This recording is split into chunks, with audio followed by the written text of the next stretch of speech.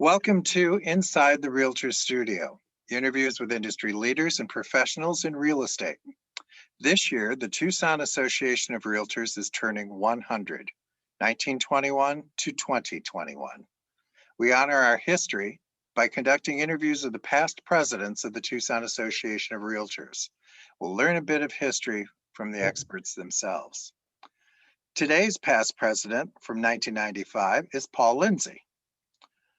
Paul was born in Buckeye, Arizona, educated at the University of Arizona, where he received an honorary Doctor of Humane Letters in 2014. Paul was first licensed in 1982 while at Heritage Real Estate, owned by Daryl Obert, Mike Sturgis, and Andy Laurie at the time. Andy was a great mentor and encouraged Paul to focus on commercial investment real estate. Some of Paul's many accomplishments and accolades in real estate are, between 1984 and 2007, he served on both the TAR Board of Directors and the Multiple Listing Service Board in varying capacities. In 1986 through 2007, served as an AAR director. 1988, he received his CCIM. 1988 through 2007, served on the Board of Directors of the National Association of Realtors. 1990 was elected president of the local chapter of CCIM here in Arizona. 1990 selected as State Realtor of the Year by the Arizona Association of Realtors. He was appointed by two governors to Arizona State Real Estate Advisory Board in 1991 and served as the chair from 97 through the year 2000. And in 1995 was elected president of the Tucson Association of Realtors. In 1996, he was inducted as a counselor of real estate, CRE. And 2002 and 2003 was elected president of the Multiple Listing Service and served as a federal political coordinator between 1998 to the year 2006. Paul's real estate affiliations have included Heritage Real Estate from 82 to 85, Best Commercial from 85 through 90, Chapman Lindsey Commercial Real Estate serving as the designated broker from 1990 through 1999, and Caldwell Banker Southwest president and co-owner from 99 through the year 2000.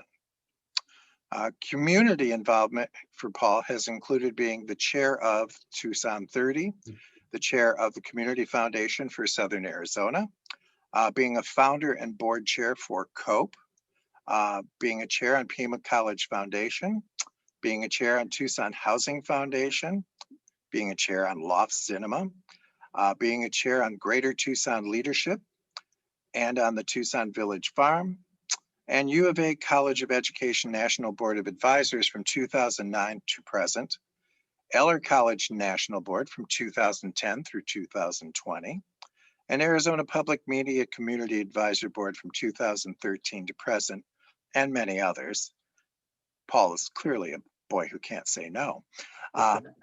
Business involvements have included Chapman Lindsey, where he was co-owner, Caldwell Banker Southwest, also a co-owner, Catalina Title Agency, co-owner, the Planning Center as an outside board member, Arizona Stagecoach owner, Cushing Bar and Grill owner, Salon Nouveau owner, and Tower Rentals owner. Please welcome to Inside the Realtor, Paul Lindsey. That's a mouthful. Steve, I think you have a future in television or whatever this is. Video. Oh, well, thank you. So let's begin our voyage with a bit about real estate before you were president. And I actually think you answered that in your introduction, in that where did you first hang your license? But it sounds like that you were already working there and they encouraged you to get your license. Is that how that worked? Yeah, Andy Laurie was a friend going back, way back, and Andy became one of the owners of Heritage. And in 83, I think it was, or 82, he recruited me. I had not been in the business before, to Heritage, which was a wonderful little company. And my interest was always in commercial investment real estate. I've never sold a home. And Andy encouraged me to do that. He had been in the business for 10 or 15 years already and knew everything. So he was just the perfect mentor for me. I have to ask because of the name, was he any relation to Anne Laurie Moore? No, No, okay. but For the Andrew and name his and I, wife, and oh, Andy and his wife Ingrid and their mhm. daughter Yetiv were all in the real estate business. And their last jobs were at Coldwell Banker, I was happy to say, with me. No, okay. Yeah. So did you work on your own, or did you were partnered with anyone or on a team? No, that was a small company. I think we only had 8 agents or so. And so we were all sort of on our own. But I had been involved in the community for quite a while anyway, had a lot of contacts in the business community. And it was just sort of a natural thing for me to get into the commercial investment side of things. So I did that at Heritage. I got my broker's license as soon as I could.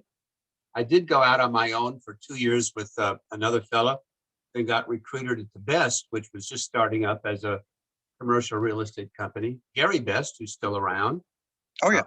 was an owner, as the DB of that company, and was there for a number of years and loved it completely. And then 3 of the other agents from Best and 2 other agents and I broke off and decided to start Chapman Lindsey. And so it still goes on. There's no Chapman anymore. There's no Lindsey anymore, but the company goes on. They're too cheap to change the signs. So it's fine with me. As long as they send you a check every so often. But anyway, yeah. I wish. So when you began, can you describe what the technology of the day was?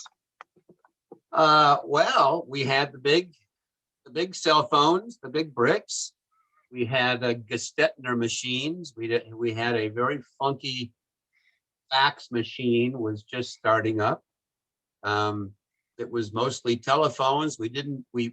I think we might have just gotten a car phone, which was a big deal. I never had one because it always made me nervous. I mean, I had one much later, but I'm a slow adapter. So this was the early 80s, and Apple was just coming into existence. The TAR was still very basic. Yeah, it seemed like a lifetime ago. And in commercial real estate, did you tend to specialize in any one particular area, or? Yeah, well, it was, I did a little bit of everything, but the thing that I was most knowledgeable in was office and retail development primarily. Okay. And well, let's shift over now to your presidency. So you were in office in 1995. What building were you operating out of as president? We were in that cute little 4,000 square foot building on Swan, just south of Kima. And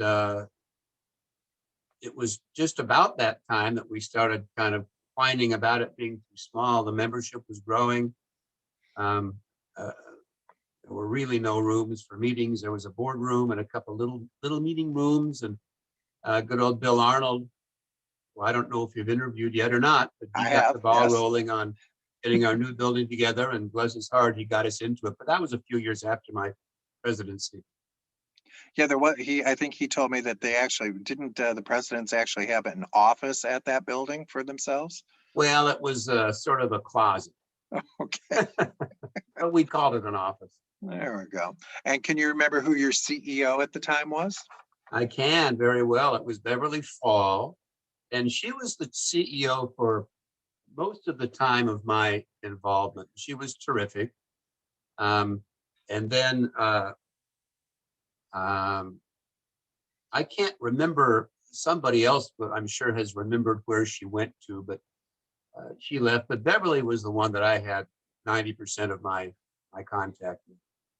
Well, and I think, in fact, I think it was Bill that said that you had hired from within. I don't know if this is after Gary left or whatever, and Beverly stepped up and really wanted the position. Yeah. Yeah. She did, and she did a fine job. Nice. So how did you get involved in association leadership? What drew you there? Well, it was funny because I had only been licensed for a few years, but I ran for a board seat. This must have been in, I don't know, 90 or 91. There were really no commercial people that I'm aware of that were really involved in real estate and TAR at the time. And so I didn't know a lot of people, but I ran for a board seat, for a director's seat, and I won it. And then I became treasurer because of I have a little bit of background in finance. And then I ran for the president. It was president-elect at the time. Right. There were 3 of us, believe it or not, that ran. And that's unusual. And I actually kind of politicked for it. I went around to many, many branches and went to their branch meetings, and I talked to people. And I remember getting the call from Carol Cummings that I had won the election. I couldn't believe it, but it was quite a thrill. Yeah, that's the most I've ever heard. I mean, we've had 2 a few times running Yeah. again, but never 3. Yeah. Yeah. So did you have a mentor in leadership that you looked up to or worked with? Well, not specifically, but I'd already been on the board for a number of years, and I got to see a number of really wonderful presidents before me. So it was, and honestly, the president can only do as much as the board wants him to do, and leadership is able to do. Mhm. So I can't say there was any one person. There were a lot of really, really terrific people. And what was your biggest challenge while you were president? Do you remember? Well, I was thinking about that as I was thinking about this interview today. It was my recollection is that it was at a time when NAR, a lot of the issues revolved around the MLS and the changing technology and how do we adapt to it. NAR was putting together Realtor.com at the time. Mm. And it was quite controversial. And we had many, many meetings on how to deal with that. Is it going to be helpful to us or not?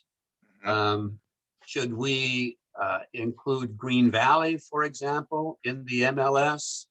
Sierra Vista had expressed some interest in getting into our MLS. So a lot of the conversation was around that.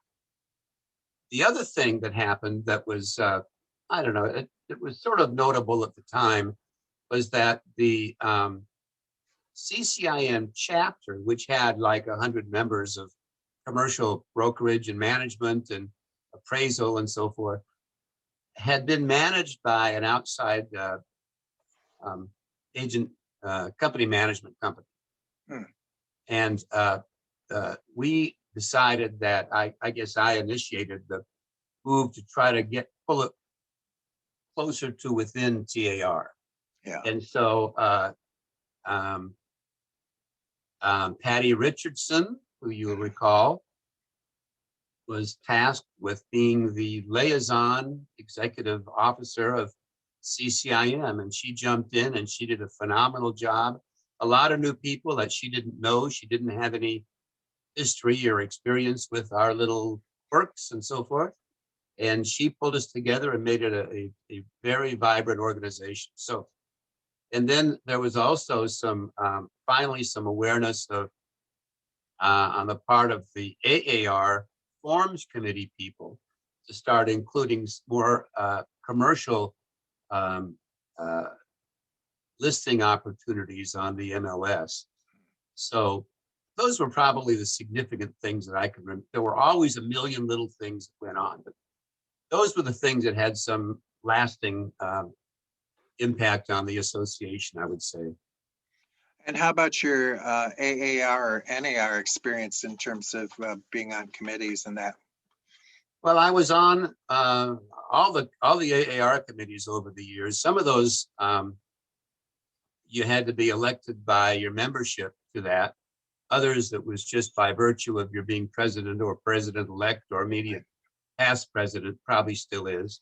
And so I was pretty active with that. I got very active with RAPAC, and being one of the token Democrats involved with that group, I quickly got assigned to being the district coordinator for then Congressman Udall. You remember Mo Udall, and stayed with him until he finally resigned and then passed away. And then I got assigned to Senator DeConcini, and I was the FSC to him for the balance of his term. So Okay. that was my primary involvement with AAR was through RAPAC.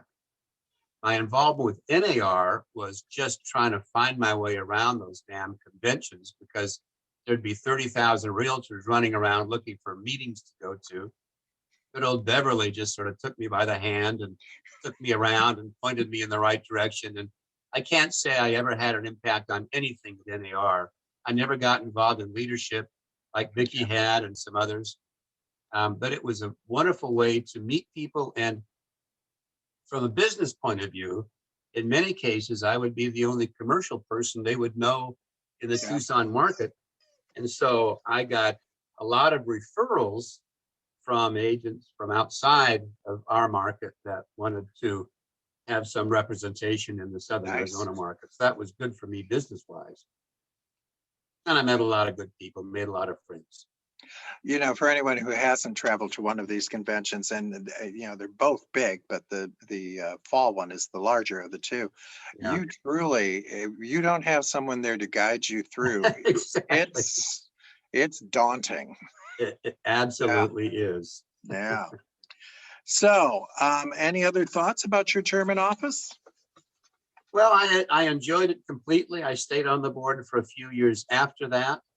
I got an opportunity to buy the Coldwell Banker operation in Tucson, and I kind of I had to curtail my CAR involvement, focus on that. But we had 3 or 4 of our folks go into the presidency. Laura Mance did. Dan McAvoy came over to be my DV until he passed away. Donna Gallagher, and I'm sure I'm missing some other people.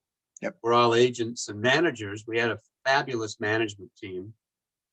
And then the NRT came along and out of the blue made us an offer, really, literally, that we couldn't refuse. My partner in Phoenix and I talked about it. I had a little bit of the Phoenix operation as well. He was a very wise fellow, and he knew that this growth that we were going through, and it was a tremendous growth cycle. You were in the business by then. You remember that. So between 99 and 2007 or so, the market was just going crazy. The company grew. We were second in the market for the last few years in market share and volume and number of agents, and growing like crazy. And then NRT bought it, and they had talked to me about whether I wanted to stay on and run the operation or not. We had a terrific management team that was all willing to stick around. And I thought about it, Steve, for quite a while. I had not worked for anybody since the 70s.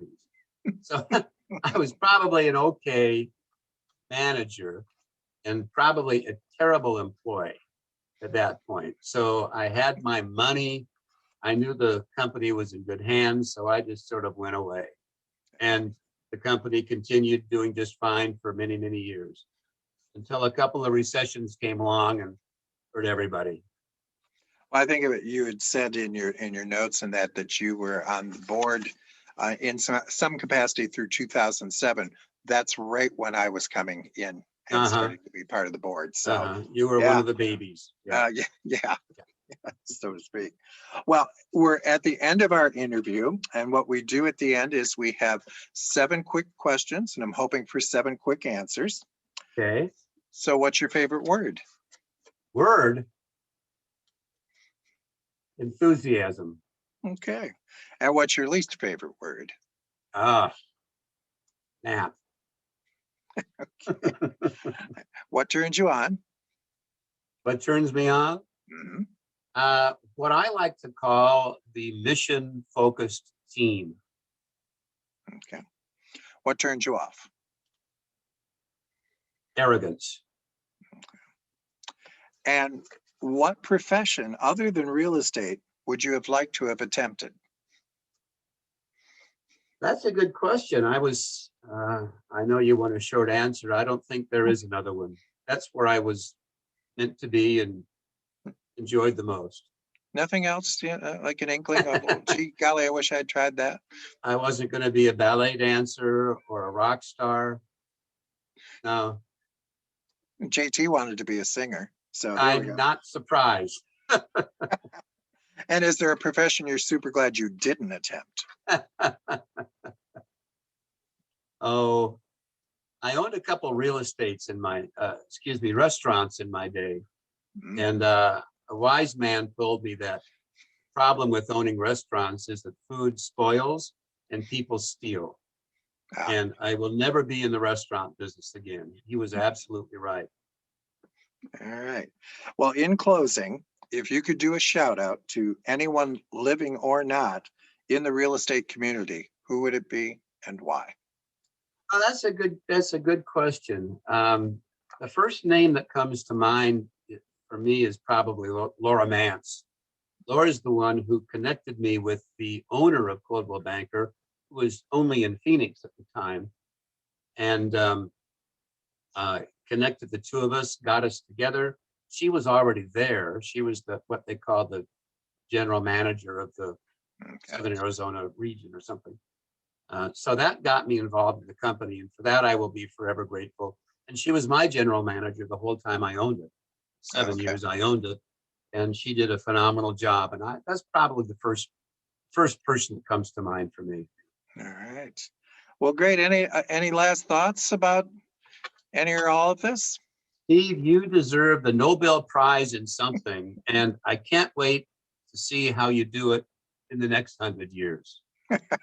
Yeah, that part will be a little difficult. All right. Well, thank you so much.